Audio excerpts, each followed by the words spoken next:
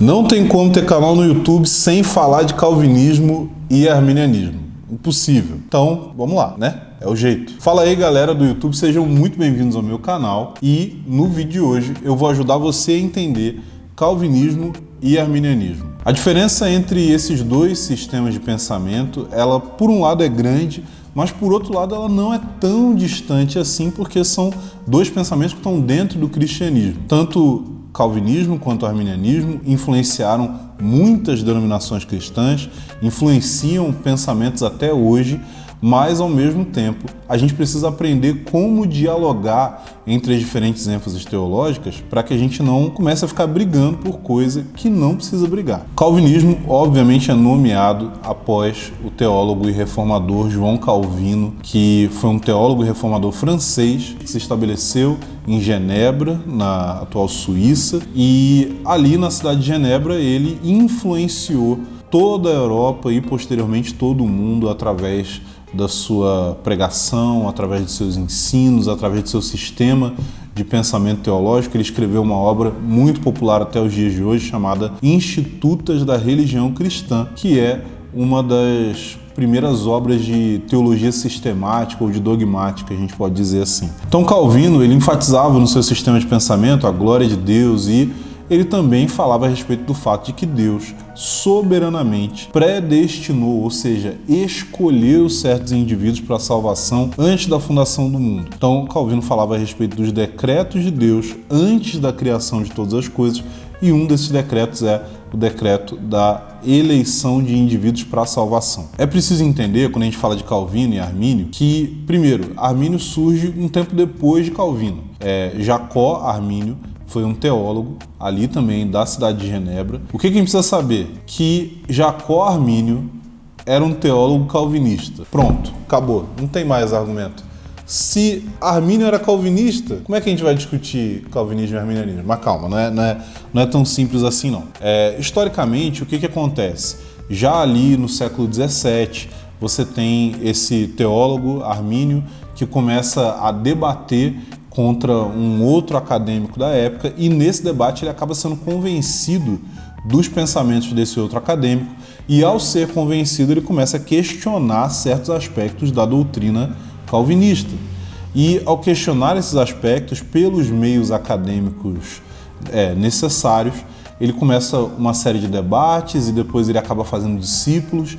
Esses discípulos eles carregam os seus ensinamentos e posteriormente eles acabam trazendo ali em Genebra uma argumentação, um documento que ficou conhecido como remonstrância. A remonstrância foi um documento que estabelecia ali quais eram os pontos de discordância dos discípulos de Armínio com a teologia calvinista vigente na época. Esses pontos eram 5 pontos de discordância, a gente consegue resumir mais ou menos em 5 pontos, e foi o que gerou o que a gente conhece hoje como os 5 pontos do calvinismo.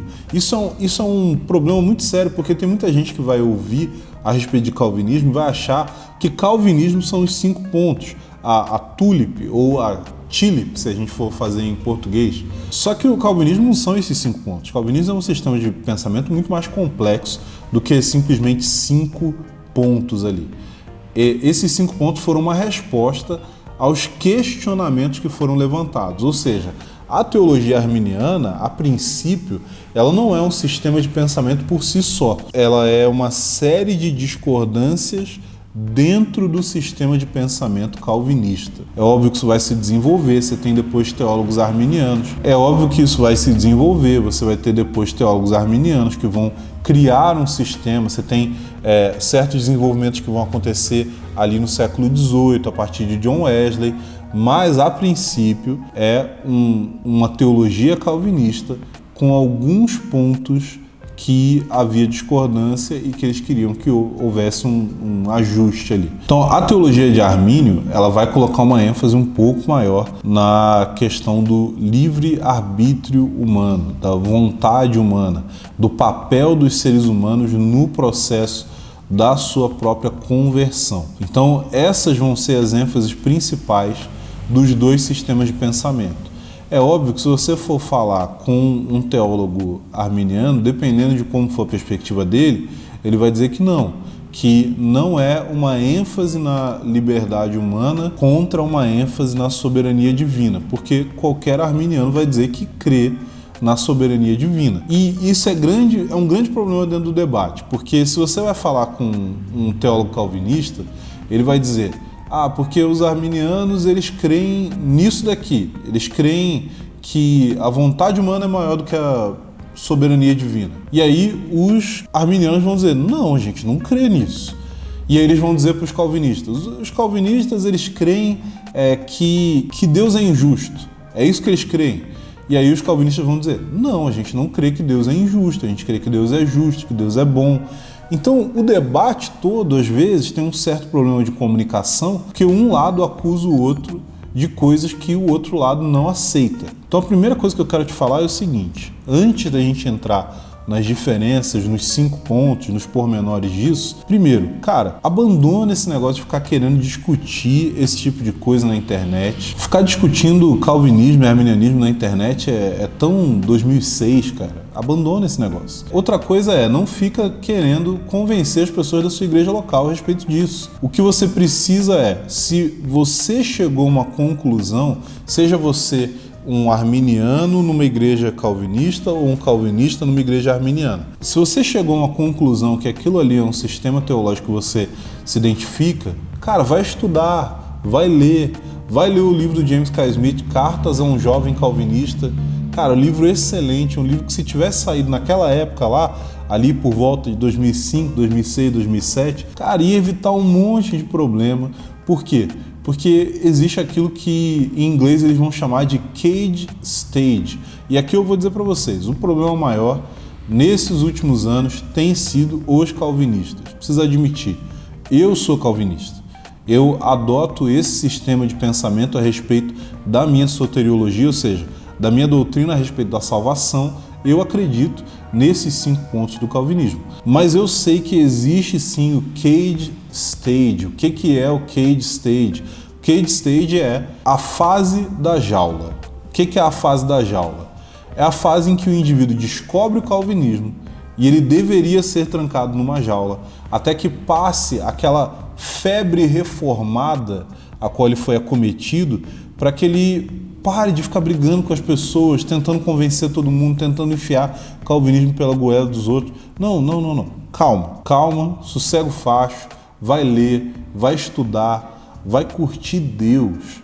A questão é que muita gente perde, falando agora como um calvinista, muita gente perde a ênfase da teologia calvinista na glória de Deus e que pode te levar a uma apreciação maior a respeito de quem Deus é, do quanto Ele é poderoso, do quanto Ele é soberano, do quanto ele é onisciente. Assim, as pessoas perdem isso porque, ao invés de se concentrar no conhecimento de Deus, elas se concentram no convencimento dos homens. E isso é uma péssima decisão. Então, quando a gente fala a respeito de calvinismo, a gente precisa levar em consideração o cage stage, a gente precisa levar em consideração que tem gente que está febril na sua teologia reformada e precisa sossegar um pouco e precisa focar naquilo que é correto. Então a gente precisa entender que essas diferenças teológicas, elas precisam ser tratadas com uma maior naturalidade. Então, se você está numa igreja que adota uma perspectiva teológica que não é a sua, você só tem 2 opções. Ou você permanece nessa igreja e não se torna uma pessoa dissidente, rixosa, reclamona, brigona, e você se conforma ao fato de que aquela igreja tem uma teologia que ela professa que é diferente da sua, mas você encontra motivos suficientes para permanecer ali e cooperar com aquilo que Deus está fazendo ali. Ou você conclui que as minhas convicções teológicas são incompatíveis com essa igreja e eu preciso estar no lugar onde eu vá me sentir teologicamente alinhado. Passando isso, o que eu quero explicar para você aqui? Eu quero falar um pouco sobre cada um desses aspectos, do calvinismo e do arminianismo, dando para você um panorama simples de quais são as principais doutrinas dentro desse tópico da salvação que são discutidas entre calvinismo e arminianismo. Então vamos começar com os 5 pontos do arminianismo. Isso daqui é um resumo, não é uma representação ipsis literis de todos os pontos da remonstrância na forma como eles se apresentam na história, mas é uma forma de você sintetizar o pensamento. Então, o primeiro ponto que a gente vai tratar aqui é o livre-arbítrio humano. Os arminianos, eles acreditam que existe uma ênfase na liberdade humana dentro da maneira que Deus trata as coisas referentes à salvação. Essa maneira de Deus tratar as coisas referentes à salvação não quer dizer que o homem não seja mau, não seja caído e que ele tenha a capacidade por si só de se converter ou de alcançar a graça de Deus. A questão é que existe uma ênfase divina na liberdade humana e Deus preza por essa liberdade na maneira como ele lida com os seres humanos para que eles sejam salvos. O segundo ponto é a eleição condicional, ou seja, há uma perspectiva dentro do arminianismo que a escolha de Deus, a escolha de pessoas específicas, ela não é uma escolha incondicional, ou seja, existe uma condição, existe um pré-requisito, e esse pré-requisito tem a ver com o fato. Na verdade, dentro das teologias arminianas mais modernas, ela pode ser vista de 2 formas diferentes, 2 perspectivas. A primeira é, Deus escolhe aquelas pessoas que ele previu pela sua presciência que iriam crer no Evangelho. Ou seja, Deus olhou no corredor da história, viu aqueles que creriam em Jesus, que responderiam positivamente à mensagem do Evangelho e elegeu essas pessoas. Isso é uma perspectiva arminiana. A outra perspectiva é que, na verdade, a eleição ela não acontece dizendo respeito a indivíduos, mas a eleição ela acontece referente a um indivíduo, e esse indivíduo é Cristo, ou seja, Deus, o Pai, elegeu Jesus. E a partir do momento que eu, pela minha escolha, me rendo à mensagem do Evangelho e sou alvo da graça de Deus, eu sou inserido em Cristo e Cristo sendo o eleito, enquanto eu estou em Cristo, eu sou eleito. Se eu me excluir de Cristo, eu deixo de ser eleito. Então, essa é a perspectiva arminiana a respeito da eleição. Terceiro ponto, expiação universal. Os arminianos creem que a morte de Cristo, ela foi uma morte por todo e cada ser humano em toda a história. Mas ela foi uma morte por todo e cada ser humano na história em potencial. Ou seja, a morte de Cristo, ela tem ali o poder, a provisão suficiente para salvar todos os seres humanos, e Cristo de fato morreu por todos os seres humanos, mas isso só vai ser efetivado na vida daqueles que crerem. Então, aqueles que crerem no Evangelho, se arrependerem de seus pecados, perseverarem até o fim, esses são aqueles que vão fazer uso dessa provisão de Cristo, mas que essa provisão foi feita por toda a humanidade. Cristo morreu por todos e não só pelos eleitos. Quarto ponto é graça resistível. Gente, aí a questão é a seguinte: o que os arminianos vão afirmar? Que a graça de Deus, que opera por meio do Evangelho, pode ser resistida ao ponto de ser rejeitada. Essa ideia da graça resistível, na verdade, ela vai muito bem com a questão da eleição condicional. Por quê? Porque se a eleição é condicional, ou seja, ela é condicional a certos pré-requisitos, a pessoa precisa fazer ou ter certas coisas para ser eleita, então a graça pode de fato ser resistível. Porque a partir do momento que a graça vem sobre o indivíduo, ele pode ou não se render a essa graça, ele pode ou não ser salvo. Então ele pode resistir ou ele pode abraçar a operação da graça e ser salvo. Essa graça resistível, ela vem em conjunto com uma outra doutrina caracteristicamente arminiana, que é a doutrina da graça preveniente.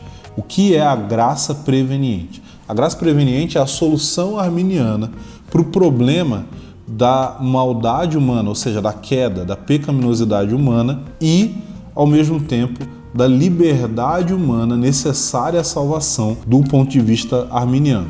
Como funciona a graça preveniente? Os arminianos vão argumentar que, no momento em que o evangelho é pregado para o indivíduo, ele ouve aquela mensagem do evangelho e aquela mensagem ela vem junto com uma operação da graça, e essa operação da graça no coração do indivíduo gera nele uma espécie de, entre aspas, restauração do seu livre-arbítrio. Por que uma restauração do seu livre-arbítrio? Porque livre-arbítrio, livre totalmente, livre vontade, sem qualquer inclinação para o bem ou para o mal, é uma coisa que não existe a partir do momento que Adão cai. Por quê? Porque nós nascemos pecadores, e os arminianos creem nisso. Se nós nascemos pecadores, isso significa que nós somos inclinados ao mal. Se nós somos inclinados ao mal, isso significa que a nossa vontade ela não é livre. Você pode argumentar, porque Edwards fala que não é uma questão da vontade, é uma questão das afeições. Tá, beleza, gente, mas a gente não vai entrar nisso aqui, porque no fim vai dar na mesma. A questão é,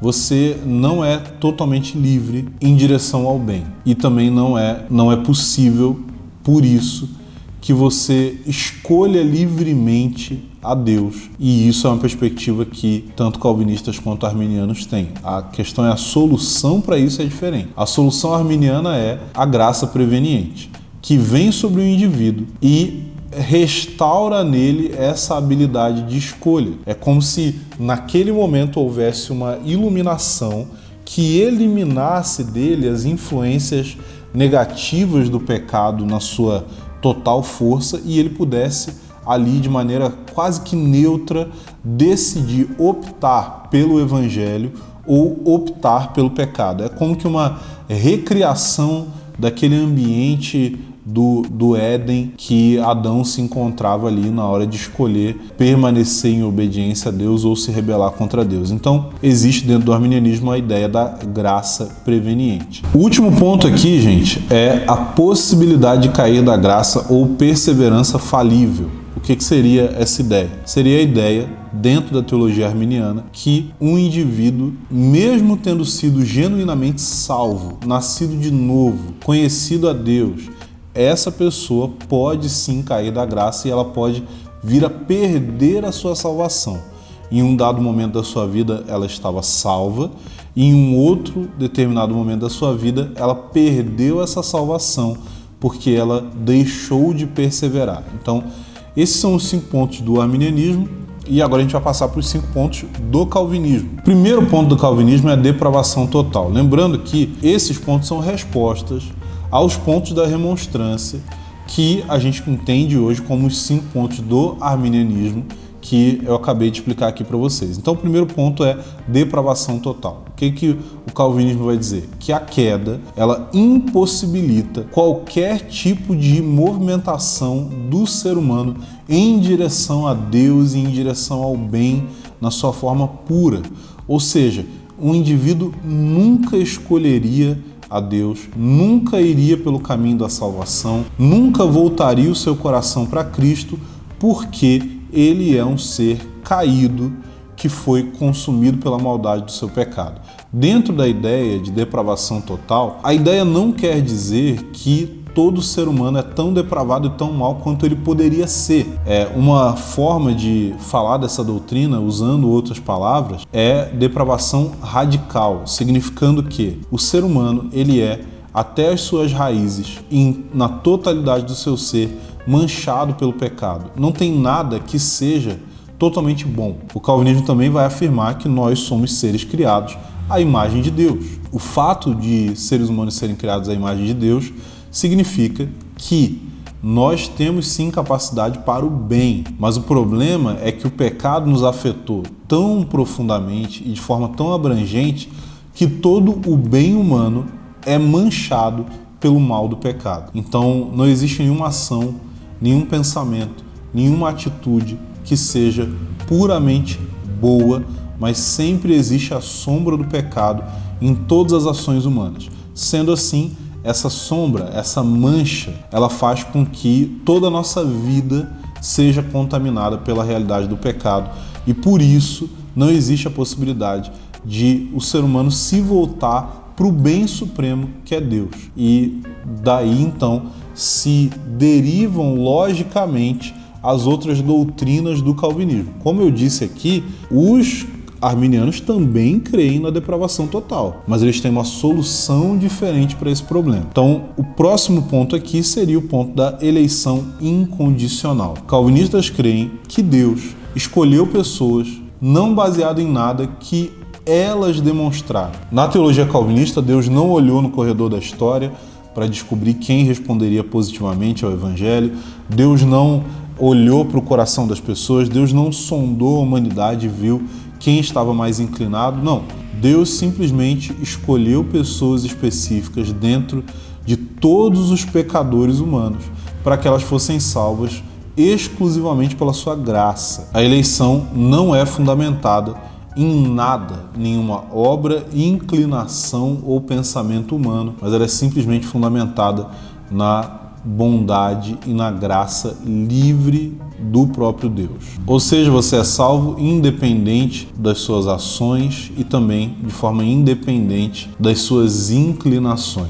Na verdade, é a salvação, nessa perspectiva, que muda as suas inclinações e não as suas inclinações que o conduzem à salvação. Próximo ponto do calvinismo é a expiação limitada, ou seja, a expiação limitada ou redenção particular, como alguns reformados gostam de chamar, significa que Cristo morreu pelos eleitos. Ele não morreu por todas as pessoas do mundo, ele morreu exclusivamente pelos eleitos, isso falando em termos de salvação. Tem algumas pessoas dentro do pensamento calvinista que vão argumentar que de alguma forma a morte de Cristo tem uma aplicação para aqueles que não são eleitos, mas em termos de salvação, Cristo morreu somente pelos eleitos. Ele morreu particularmente, daí o nome redenção particular, particularmente por certos indivíduos. Então, a morte de Cristo, ela é aplicada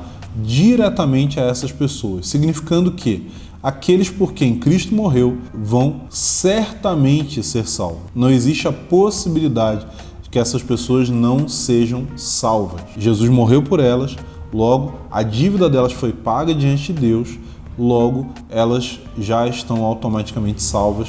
A gente vai ver como que isso interage com a questão, mas elas precisam se arrepender, mas elas não precisam converter. Isso os próximos pontos vão conseguir clarear aí para nós. Mas basicamente, Jesus morreu por aqueles que foram eleitos pelo Pai e todos os que foram eleitos vão ser salvos e vão ser livres da condenação do inferno. Próximo ponto é graça irresistível. Percebe a progressão aqui? Olha, depravação total. Você não tem a possibilidade de escolher a Deus. Eleição incondicional. Se você não tem a possibilidade de escolher, logo você é escolhido. Expiação limitada. Você foi escolhido, logo Deus fez provisão para os seus pecados por meio da morte de Jesus. Graça irresistível, ou seja, aqueles que foram escolhidos por quem Cristo morreu, Deus vai operar por meio do seu Espírito Santo, levando essas pessoas à conversão.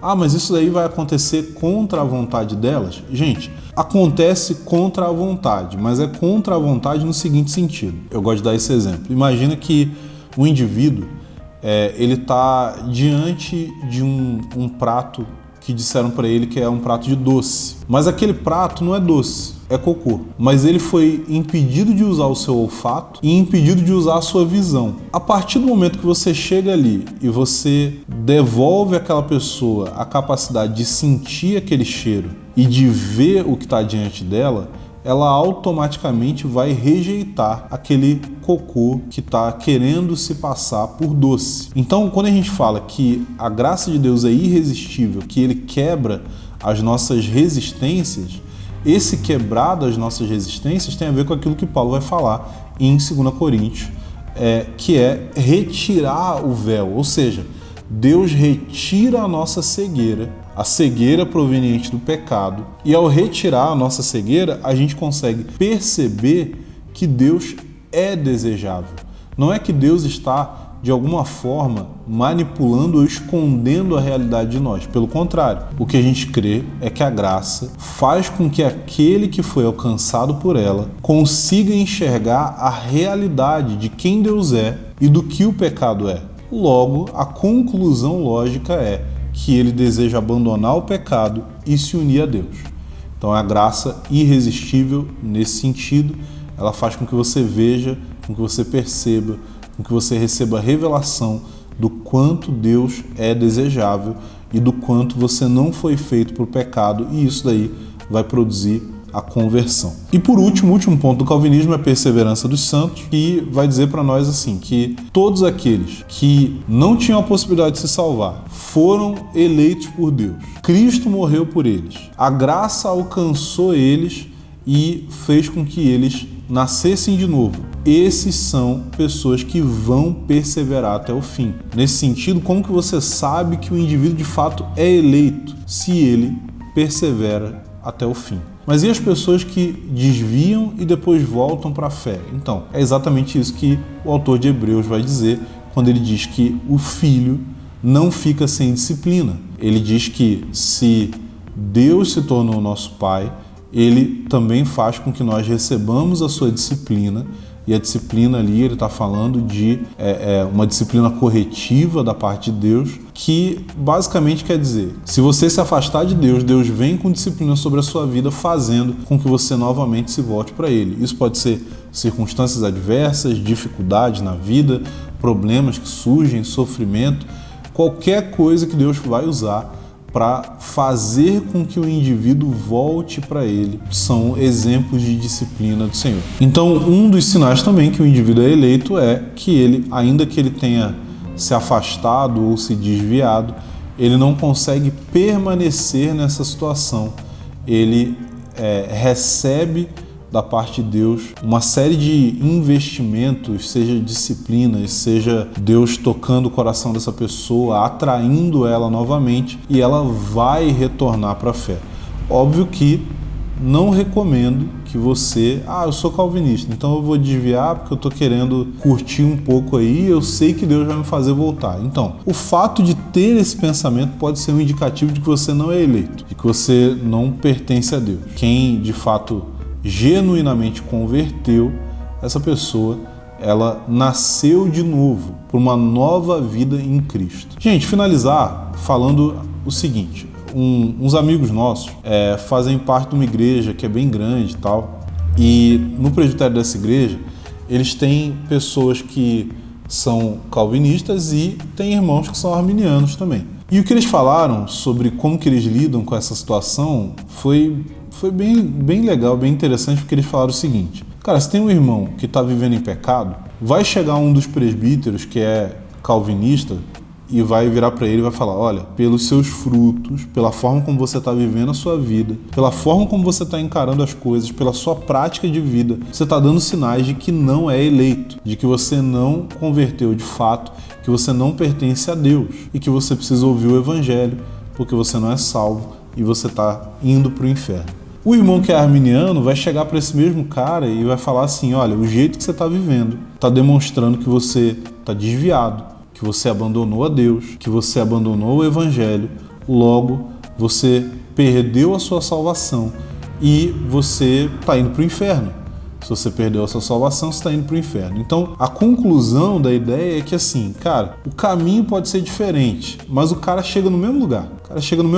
Seja por alguém dizer para ele: você está vivendo em pecado, você não é eleito. Seja alguém dizer para ele: você está vivendo em pecado, você perdeu a sua salvação. De qualquer jeito, tanto calvinistas quanto arminianos vão prezar por uma conversão genuína e por um desejo de viver uma vida de santidade diante de Deus. Não se engane por esses calvinistas de internet que, cara, não leram nem meio livro e são calvinistas porque assistiram meia dúzia de recorte de pregação no YouTube. Isso daí não é calvinista de verdade. E também não ligue para aqueles que se auto-intitulam de arminianos e que falam que você precisa de obras para ser salvo. A gente não deve julgar qualquer movimento, instituição, pelas piores representações dela. Então, não julgue os calvinistas pelos calvinistas de internet. Não julgue os arminianos pelos legalistas que querem ser salvos por obras. Consumam conteúdo de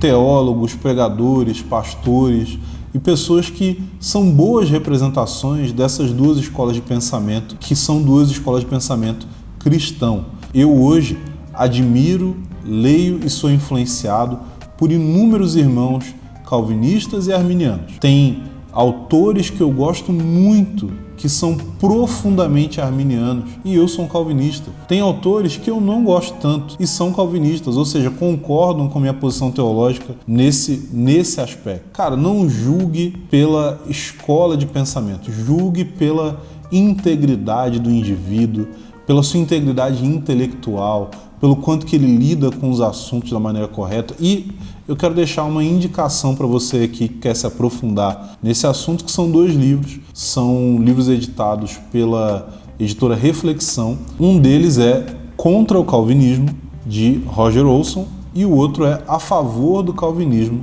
escrito por Michael Horton. É bem legal ver essas duas perspectivas aí, essa discussão entre os dois. E quero deixar minha recomendação aqui para você que recentemente se tornou calvinista, está espumando já, nervoso, frustrado. Leia Cartas a um Jovem Calvinista, do James K. A. Smith, que é um livro excelente, vai te dar um norte de como que você deve proceder nessa jornada. No mais, irmãos, não vamos esquecer que existe sim uma discordância, existe sim um debate. A gente pode dizer que existe até uma briga, mas é uma briga em família. E aí, você entendeu um pouco mais sobre calvinismo e arminianismo? Se você gostou desse conteúdo, se você gostou desse vídeo, deixe seu like aí, se inscreve no canal, ativa o sininho para você receber as notificações e não se esqueça de deixar o seu comentário aqui embaixo sobre temas que você quer ouvir mais aqui no meu canal. Esse vídeo ele ficou um pouquinho mais longo do que o normal, mas a gente está falando de um assunto aqui complexo, 2 escolas de pensamento que tem muita coisa que inclusive eu tive que deixar de fora aqui desse vídeo, mas espero ter ajudado você a compreender um pouco mais, talvez tirar um pouco do seu preconceito em relação ao lado que você discorda e que você consiga dialogar com as pessoas e crescer não só no seu entendimento de quais são os seus pontos de vista teológicos, mas o seu crescimento em piedade, devoção e conhecimento de Deus. Gente, muito obrigado e até a próxima.